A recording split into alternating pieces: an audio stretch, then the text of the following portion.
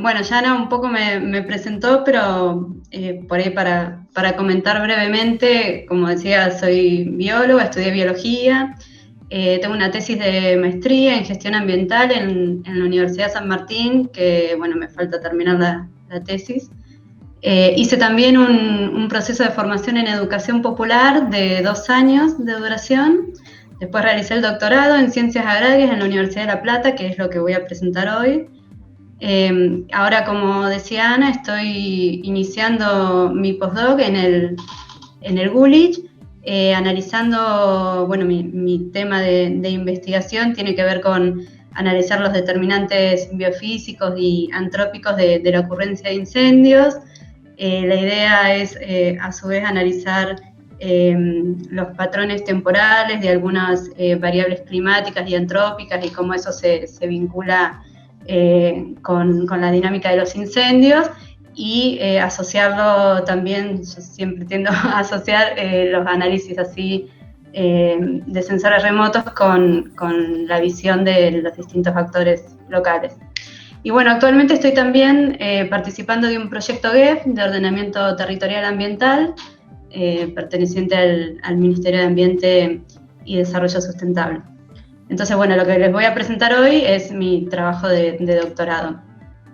El trabajo se llama Territorio en Movimiento, las transformaciones territoriales del cinturón hortícola en Platense en los últimos 30 años, y fue un trabajo dirigido por las doctoras Mariana Marazas y Andrea Drozd de la Universidad de La Plata. En la presentación, en una primera parte voy a hacer una introducción al tema de estudio, va a haber una segunda parte metodológica, una parte de resultados y conclusiones, las discusiones y una serie de criterios que desarrollé a partir de los resultados de esta tesis para la planificación territorial. Y bueno, futuras líneas de trabajo que se abrieron a partir de los resultados de la tesis. Entonces, para empezar con la introducción, ¿qué fue lo que me motivó a desarrollar esta investigación? Bueno, en un principio, la situación de la producción de alimentos de cercanía a nivel general del país, digamos. Estas zonas de producción de alimentos están fuertemente afectadas e influenciadas por dos grandes fuerzas. Una tiene que ver con el avance del agronegocio y otra principalmente con la expansión urbana. Esto está haciendo que en todo el país las principales áreas productivas estén en retroceso, y bueno, por eso la idea era analizar con un poco más de detalle qué era lo que estaba pasando en el cinturón hortícola de La Plata. Estas fuerzas que están actuando sobre estos territorios productivos generan un deterioro ambiental fuerte y la pérdida de los servicios ecosistémicos que estos ambientes proveen. Entonces, bueno, para quienes no conocen el Partido de La Plata, yo no sé si se ve mi mouse, pero bueno, si no pueden ver en la imagen el Partido de La Plata dentro de la provincia de Buenos Aires. Toda la zona verde que se ve es el cinturón hortícola de La Plata, que está rodeando a la ciudad. Ese cinturón hortícola es uno de los principales cinturones hortícolas del país, forma parte del Cinturón Verde de Buenos Aires y abastece, es el principal abastecedor de todo lo que es la ciudad de Buenos Aires y el conurbano bonaerense, incluyendo el Partido de La Plata. Provee entre el 60 y el 90% de las hortalizas que se producen en el cinturón hortícola, y está principalmente esta producción en manos de productores y productoras familiares de origen principalmente boliviano. Hay toda una serie de estudios previos en la zona sobre el área productiva y las problemáticas de ese área en relación al avance urbano y a la intensificación productiva. Esto es una imagen de un country de la zona. En relación al crecimiento y la concentración de los invernaderos y todas las problemáticas que eso genera a nivel de desechos, las cada vez más frecuentes inundaciones en la zona por la impermeabilización de la superficie hortícola, todos los problemas vinculados a los desechos de agroquímicos, a los envases de agroquímicos que no tienen una adecuada gestión y problemas vinculados a la contaminación por agroquímicos. Hay una gran cantidad de investigaciones hechas en la zona que han detectado agroquímicos en el agua, en el suelo, incluso en los alimentos. Y también hay toda una serie de investigaciones vinculadas a cómo los diferentes modelos productivos se relacionan con la diversidad animal en los establecimientos productivos. Y vinculados a todas las problemáticas sociales y de acceso a un hábitat digno de las familias productoras que trabajan y que viven en este cinturón hortícola.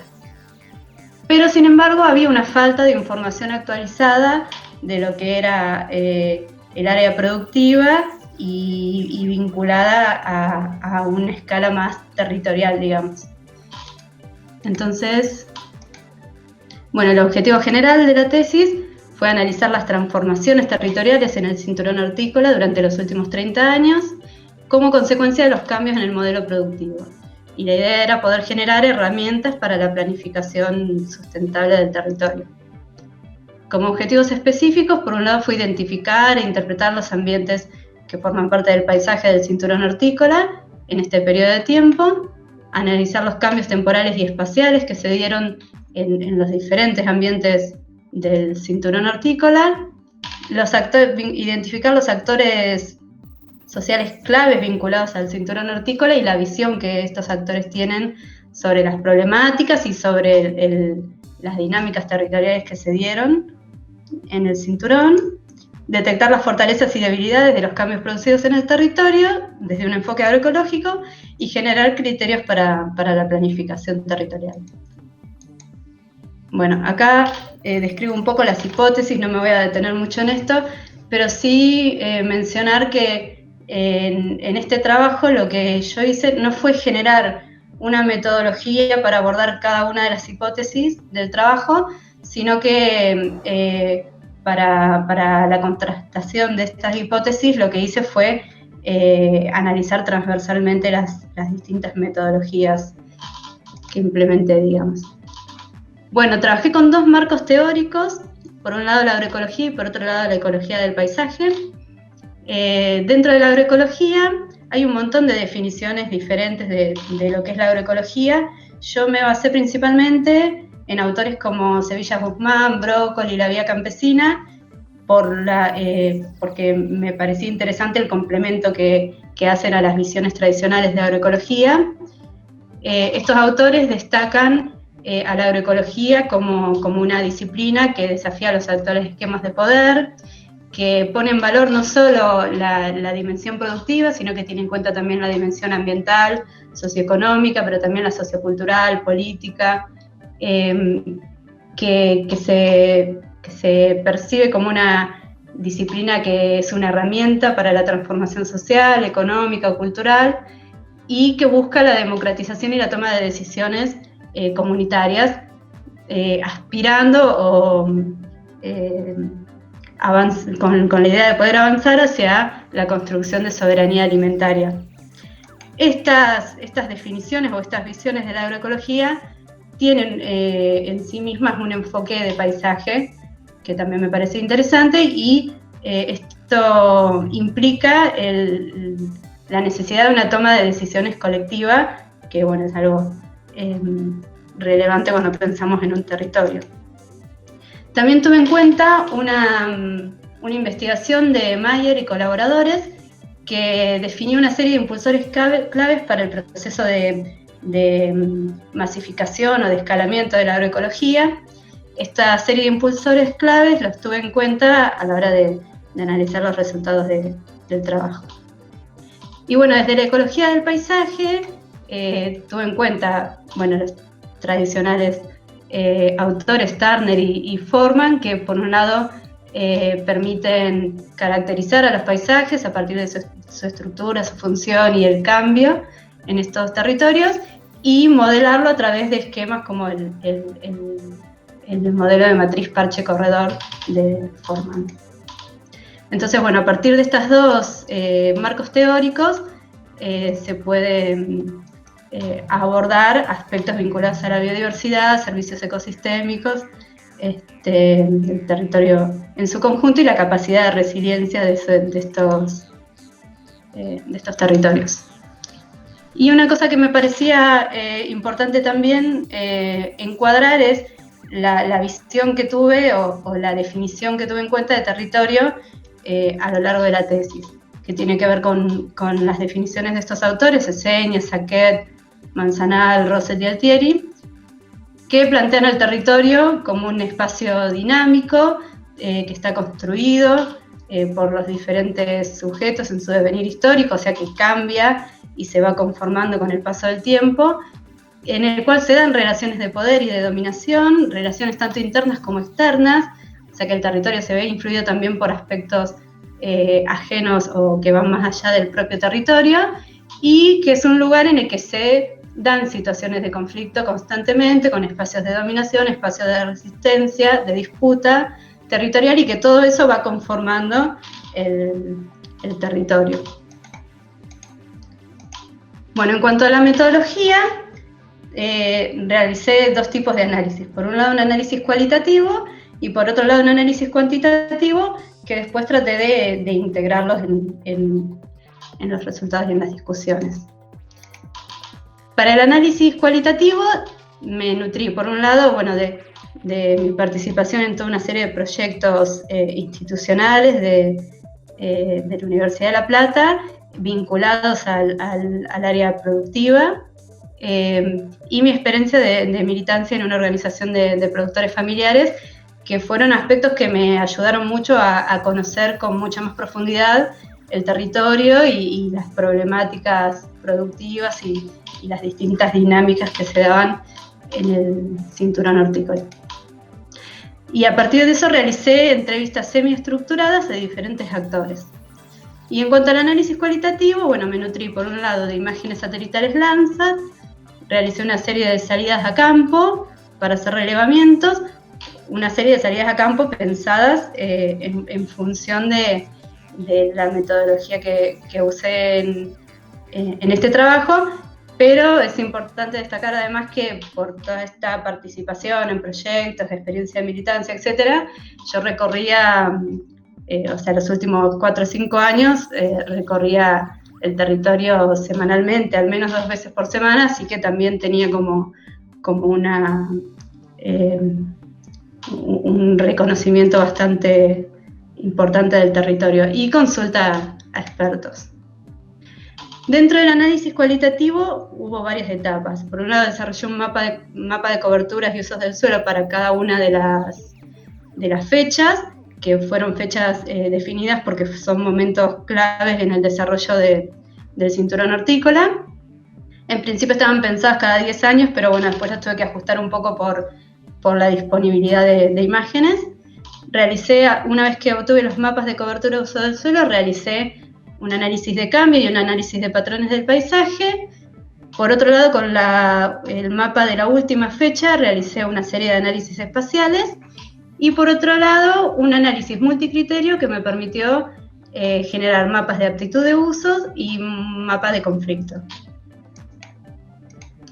Entonces, en cuanto al análisis cualitativo, lo que hice fue desarrollar una serie de entrevistas a diferentes actores. Busqué abordar una diversidad de actores vinculados al territorio, tanto vinculados a la gestión como al área de producción de provincia, de la municipalidad, dirección de planeamiento, a diferentes actores vinculados al INTA, tanto local como regionalmente, técnicos con diferentes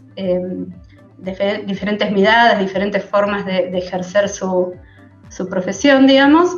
El Consejo Social, que en la Universidad de La Plata está muy vinculado a la agricultura familiar, docentes e investigadores de la universidad y productores, dentro de lo cual también traté de abordar cierta diversidad, entrevistando tanto productores grandes como productores medianos, pequeños, organizados, no organizados, agroecológicos, convencionales, bueno, una diversidad. Realicé una guía de pautas con algunas preguntas en común y otras particulares para cada uno de los grupos de actores, que después, bueno, las desgrabé, las canalicé en una grilla, a partir de la cual las ordené en función de diferentes categorías de análisis que tenían que ver con poder responder a los objetivos del trabajo, ¿no? Bueno, en cuanto al análisis cuantitativo, lo primero fue generar estos mapas de coberturas y usos del suelo. Para eso trabajé con imágenes satelitales Landsat.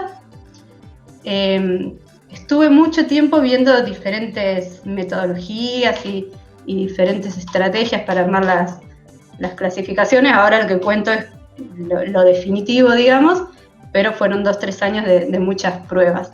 Lo que hice fue finalmente hacer un estaqueado de imágenes satelitales de distintas fechas del mismo año,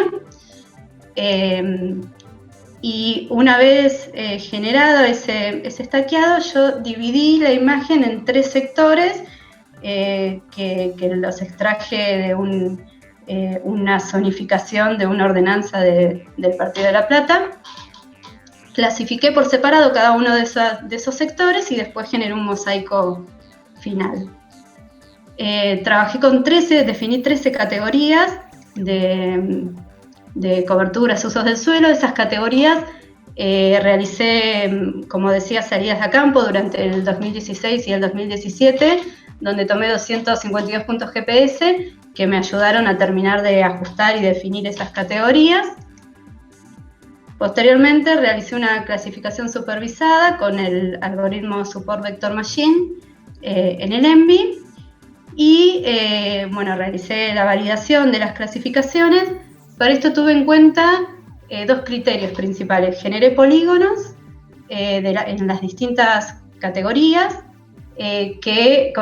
buscando por un lado que estuvieran lo más homogéneamente distribuidos posible y por otro lado que abarcaran al menos el 1% del total de la superficie de cada una de esas categorías. Y eso después lo comparé lo contrasté con imágenes satelitales de alta resolución, imágenes satelitales Landsat y bueno, con mi conocimiento, digamos, del territorio. En cuanto al análisis de cambio, bueno, acá trabajé tanto para el análisis de cambio como de los procesos de cambio del paisaje con el software Idrisi. Analicé, bueno, el cambio neto, pérdidas, ganancias, persistencias y las contribuciones relativas de cada una de las categorías al cambio. Y en cuanto al proceso de cambio del paisaje, trabajé con una extensión de Idrisi que se llama Land Change Modeler, que se basa, bueno, está desarrollado por Bogart y por Eastman. Lo que hace es generar un algoritmo de árbol de decisión que en base al área, al perímetro y al número de parches de cada categoría genera una categoría de posibles procesos de cambio en el paisaje que, bueno, son los que están listados acá. En cuanto al análisis espacial, bueno, realicé diversos análisis. Por un lado, generé un mapa de distribución de los invernáculos o invernaderos en relación al área urbana. Para eso generé áreas buffer en base a distintas regulaciones existentes, áreas buffer en relación a la zona urbana, y después lo solapé para poder ver la ubicación de los invernáculos en relación a estas áreas buffer. Una cosa que no aclaré es que, bueno, acá van a ver mucho que hablo de horticultura y de invernáculos. La categoría horticultura hace referencia a horticultura al aire libre e invernáculos a horticultura, bueno, bajo cubierta, digamos. Otro de los mapas que generé entonces tiene que ver con la distribución de las producciones hortícolas al aire libre y bajo invernáculos por delegación municipal. Obtuve un mapa de las delegaciones municipales del Partido de La Plata y crucé eso con las capas de horticultura e invernáculos del 2015. Y por otro lado, un mapa de la distribución de las producciones bajo invernáculo y hortícolas al aire libre, la distribución en relación a los arroyos de la zona. El Partido de La Plata se caracteriza por tener muchos arroyos que lo atraviesan y que forman parte de la vertiente del Río de la Plata, así que era un aspecto, digamos, importante para tener en cuenta. Y las áreas buffer también las generé en función a bibliografía existente. Bueno, y por último el análisis multicriterio. Generé un análisis multicriterio teniendo en cuenta distintas variables. La probabilidad de transición a urbano, a invernáculos o horticultura son tres mapas que generé a partir del análisis de cambio de uso del suelo que generé anteriormente, digamos. En función de las distintas transiciones que se dieron, generé estos mapas de probabilidad. Por otro lado, un modelo digital de elevación, una capa de hidrografía, una capa con los tipos de usos del suelo, que esto lo obtuve a partir del CISAGUA, que es un instituto de suelo y agua de uso agrícola de acá del Partido de La Plata, y la red vial. Bueno, todas estas variables las estandaricé para poder compararlas, generé los pesos relativos, establecí los pesos relativos a través de un proceso de comparación por pares, y un peso de orden a través del promedio ponderado ordenado, y a partir de eso generé mapas de aptitud de uso. Un mapa de aptitud de uso urbano, otro mapa de aptitud de uso para la horticultura, al aire libre, y otro mapa de aptitud de uso para invernáculos. Una vez que obtuve esos mapas, cada uno de esos mapas los recategoricé en 5 clases, aptitud de uso muy baja, baja, media, alta y muy alta, y tomé las aptitudes alta y muy alta. Las crucé con el mapa de usos del suelo del año 2015 para ver cuáles eran los usos actuales del suelo en las áreas de mayor aptitud para cada uno de estos usos, digamos. O sea, qué pasaba en la realidad en esas zonas de aptitud de uso. Por otro lado, le di una valoración a las distintas categorías de los mapas. A la categoría muy baja y baja les puse un valor de 1, a la media un valor de 5, a la alta y muy alta un valor de 10.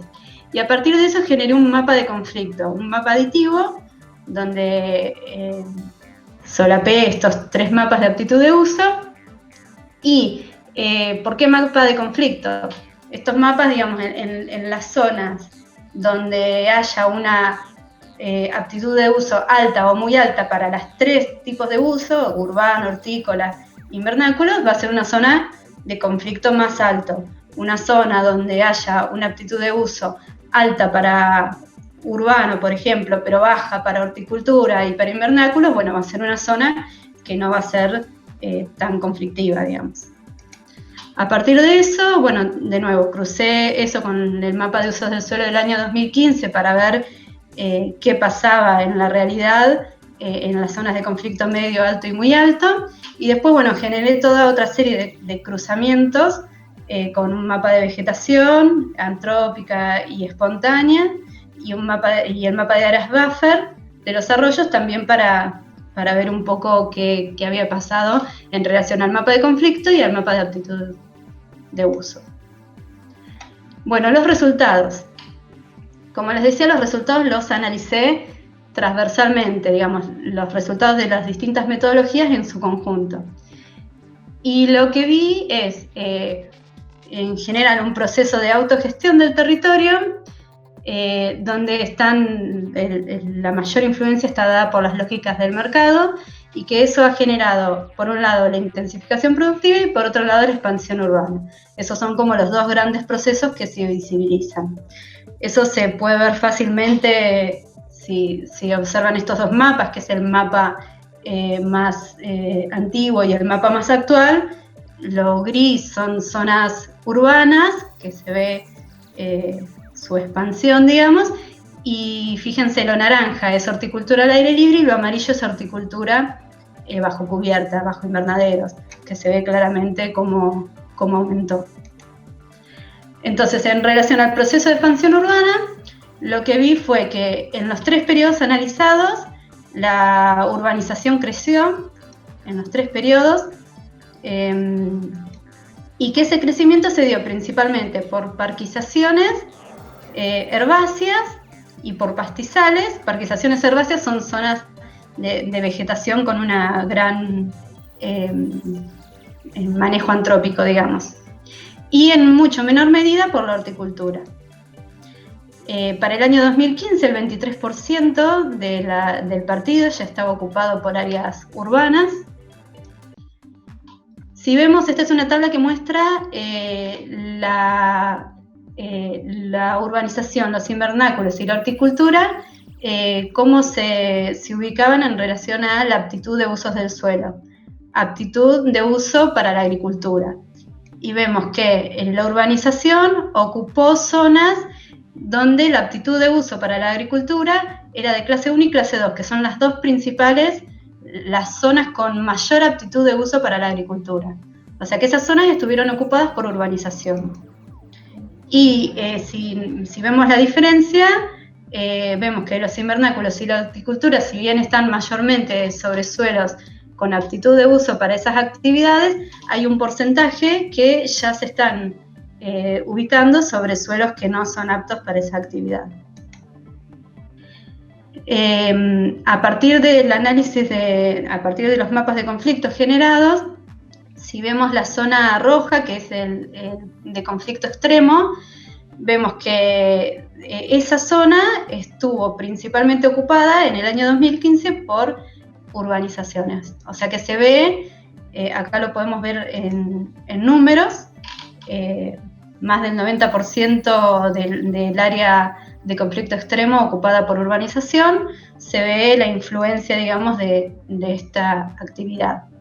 Entonces, como resumen de todo esto, la urbanización creció en todo el periodo estudiado, avanzó principalmente sobre estos usos del suelo. Más de la mitad del área urbana se encuentra sobre suelos aptos para la horticultura al aire libre y bajo invernáculo están empezando a desplazarse hacia otros sectores. La urbanización demostró una fuerte influencia a la hora de definir en las zonas de conflicto extremo la actividad que se desarrollaba en el territorio, digamos. En cuanto al proceso de intensificación productiva, vi que la superficie hortícola total no tuvo grandes variaciones, o sea que a diferencia de otras zonas del país, no está en retracción el cinturón hortícola, pero sí se ve un fuerte incremento de la producción hortícola bajo invernáculos. A su vez, del análisis de patrones del paisaje se ve que hubo un proceso de crecimiento y de aglomeración de las zonas con invernáculos, de los parches de invernáculos, y un avance muy fuerte sobre la producción hortícola. O sea que las producciones bajo invernáculos se dieron en lugares donde antes había producción hortícola al aire libre. Y bueno, tuvo una tasa de crecimiento anual del 91%. En cuanto a la producción hortícola al aire libre, se ve un descenso de esa producción. Se vio un proceso de disección en cuanto a los parámetros del paisaje que refuerza, digamos, este resultado. Y se ve también que pese a que en todos los periodos la horticultura disminuyó, hubo algunas zonas ganaderas donde se convirtieron en producciones hortícolas. Aunque en un porcentaje muy bajo, como las producciones ganaderas están en zonas de la periferia del partido, lo que muestra es que la producción hortícola se está viendo desplazada hacia esas zonas. En cuanto al mapa de conflictos, si vemos la zona de conflicto alto, vamos a ver que en el año 2015, esa zona de conflicto, los usos del suelo que más estuvieron representados en esa zona fueron la horticultura al aire libre y bajo invernáculo. O sea que se ve la disputa en ese sector entre formas de producción, digamos, al aire libre y bajo invernáculo. Lo mismo acá lo podemos ver en números. Vemos que para el año 2015 más de la mitad de la producción hortícola estaba bajo invernáculo, pero más o menos equitativo, digamos, y un 49% al aire libre. En cuanto a la distancia del área urbana, perdón que se me fue, bueno, vemos que más del 50% del área de la producción bajo invernáculos y de la producción hortícola al aire libre está a menos de 100 metros, a menos de 1000 metros de la zona urbana. Bueno, esto es como muy específico, muy local, digamos, pero lo que muestra es que hay zonas zonas del partido de La Plata donde se da un mayor desarrollo de producciones al aire libre y zonas donde se da un mayor desarrollo de producciones bajo invernáculo, que están concentradas en ciertas zonas del partido. Y en cuanto a las áreas buffer de los arroyos, vemos que prácticamente la mitad de los invernáculos están a menos de 200 metros de los arroyos. Y del mapa de aptitud para invernáculos, se puede ver que la mayor parte de los invernáculos se desarrollaron en la zona de mayor aptitud para ese tipo de actividad, pero estuvieron muy concentrados en esa zona y es una zona donde hay muy baja vegetación seminatural, o sea que está todo cubierto, digamos. En resumen, bueno, la superficie hortícola está más o menos sin grandes variaciones. Casi la mitad del cinturón hortícola se encuentra con cultivos al aire libre. La producción bajo invernáculos creció de manera exponencial en todos los periodos y la horticultura al aire libre disminuyó. Las coberturas bajo invernáculo experimentó procesos de crecimiento y de aglomeración, mientras que la horticultura al aire libre, procesos de disección. Se evidenció la competencia en el uso del suelo entre estas dos modalidades de producción y una distancia inadecuada de los invernáculos tanto al área urbana como a los arroyos. Bueno, acá lo que muestro son algunos extractos, citas de las entrevistas que realicé que refuerzan un poco todos estos procesos que estuve explicando hasta recién. O sea, los diferentes actores entrevistados identificaron estos mismos procesos. Bueno, en cuanto a la vegetación, en el periurbano, ¿qué pasó con esa vegetación? Lo que se vio a partir del análisis es que hay en general, esto es un diagrama que se puede leer desde cualquier parte, digamos. Y lo que se ve en general es una tendencia de conversión de las áreas con producción con vegetación seminatural, con una menor intervención antrópica, hacia usos del suelo mucho más antropizados, de los pastizales, parquizaciones herbáceas a urbanizaciones de baja densidad. Los ambientes riparios son zonas que estuvieron muy representadas en el Partido de La Plata, pero que están restringidas a la periferia del partido principalmente. Es todo lo violeta que se ve. Son zonas ganaderas principalmente, muy bajas, con suelos de mala calidad para la producción en general, pero en lo que es el cinturón hortícola, si bien está atravesado por arroyos, la vegetación riparia tiene mucho menor representación. De las zonas de conflicto alto, bueno, es la zona de conflicto muy alto. La naranja es una zona interesante para la gestión porque es una zona que tiene baja representación de zonas urbanas y está representada principalmente por pastizales y actividades ganaderas. Entonces es una zona que se puede pensar para el manejo de la vegetación y la generación que puede contribuir, digamos, a lo que es la generación de corredores de biodiversidad. Bueno, acá algunos ambientes del cinturón hortícola. Se pudieron identificar algunas zonas del partido con mayor biodiversidad y que pueden ser importantes conservarlas para pensar en esto de generar ambientes corredores de biodiversidad. Los distintos actores entrevistados reconocieron toda una serie de servicios ecosistémicos que brindan estos ambientes seminaturales. Estos son los principales que identificaron. Lo que sí se vio es que los distintos actores los identificaron de manera parcial. O sea, no todos identificaron todos estos servicios, lo cual muestra la importancia de generar espacios de articulación y de pensar colectivamente, digamos, la planificación de estos territorios por la complementariedad, digamos, de los conocimientos. Se identificaron una serie de estrategias que permiten preservar e implementar estos ambientes y también se relataron experiencias que muestran la capacidad de recuperación de los ambientes degradados, que hay muchos en el cinturón hortícola, pero que con buenas prácticas de manejo pueden ser mejorados.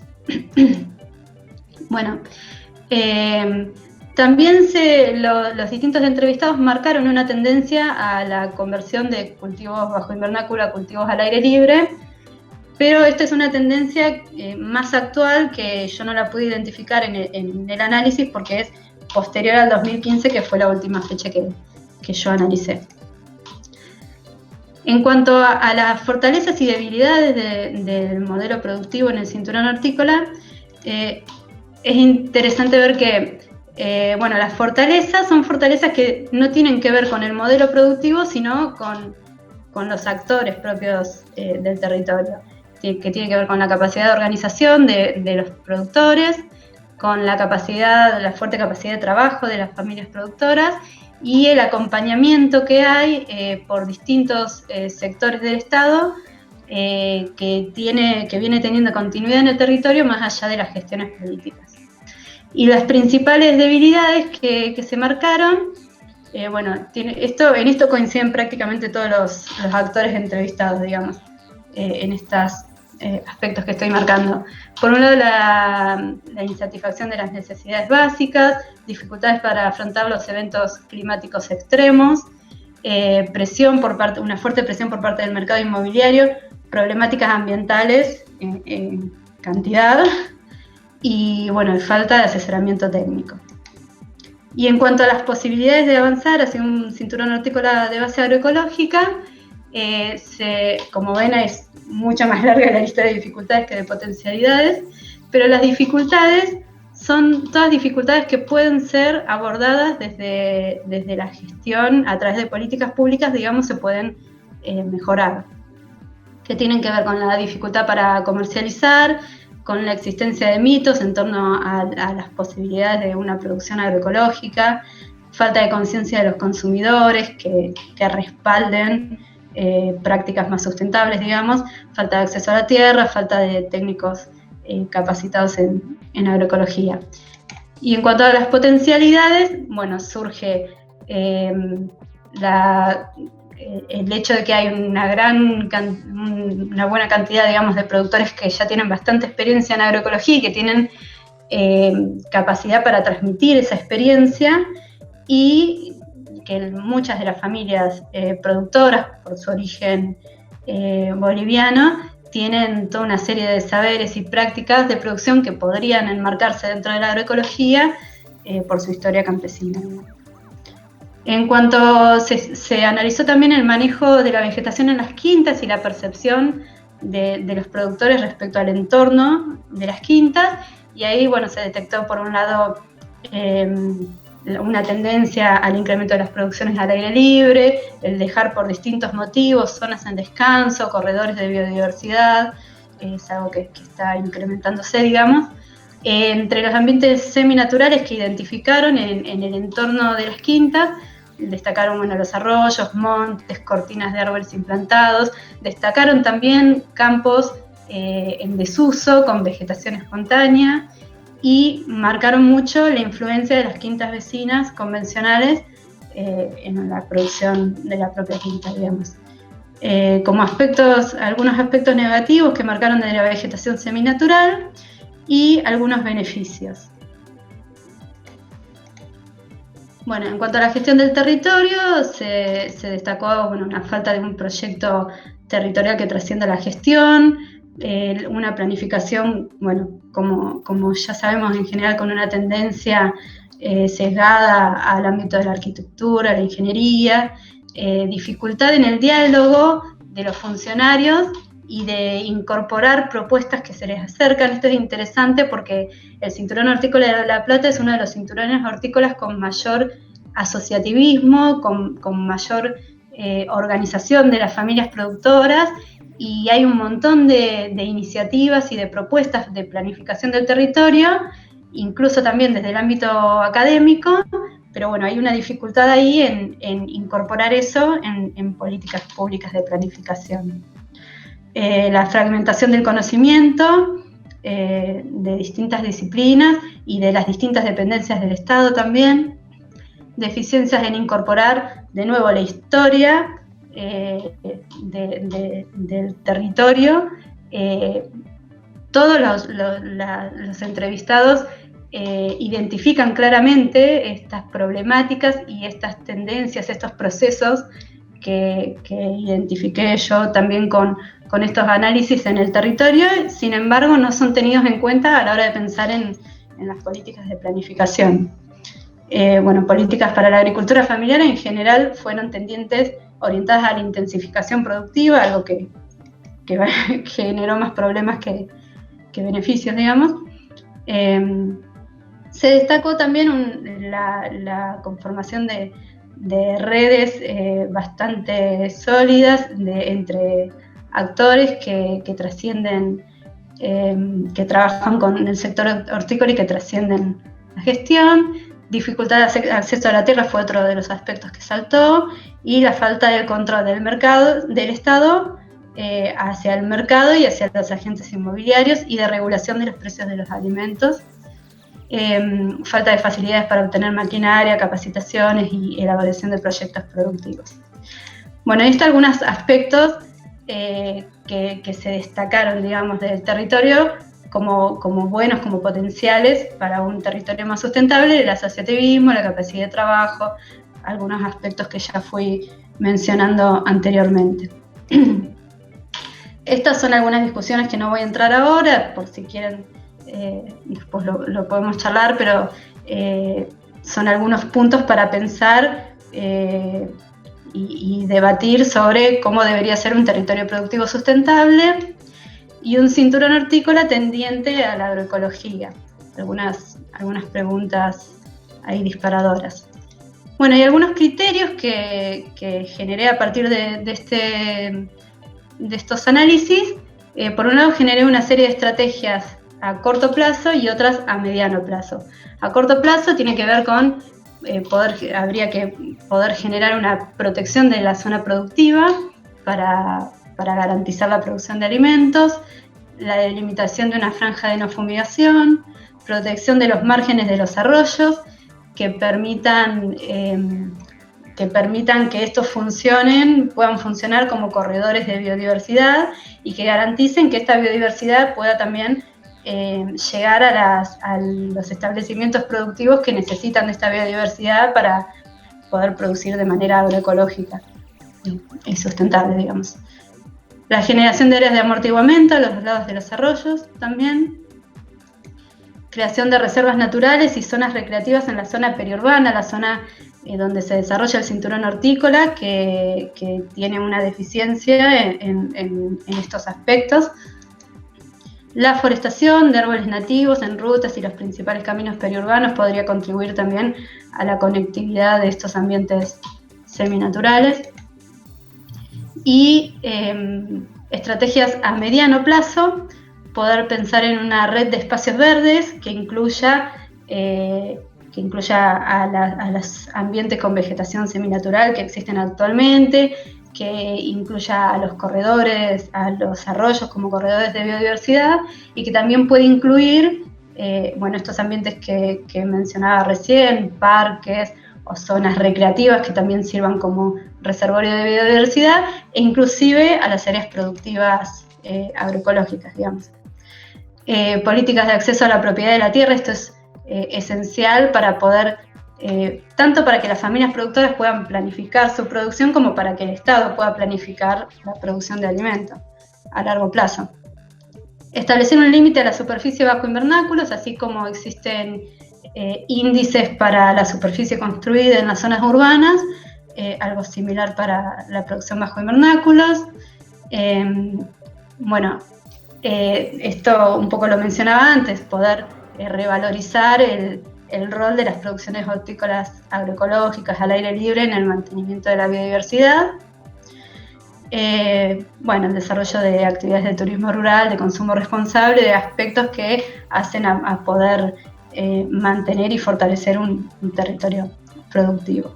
Y la necesidad de un espacio institucional interactoral y que trascienda la gestión para poder planificar, diseñar un territorio productivo más sustentable. Bueno, y esto es una serie de futuros trabajos que se desprenden de los resultados de la tesis, que después podemos ahondar más si hace falta. Pero bueno, esto sería todo, gracias. Y bueno, espero no haberme extendido mucho. Lo dejo abierto para las consultas que quieran hacer.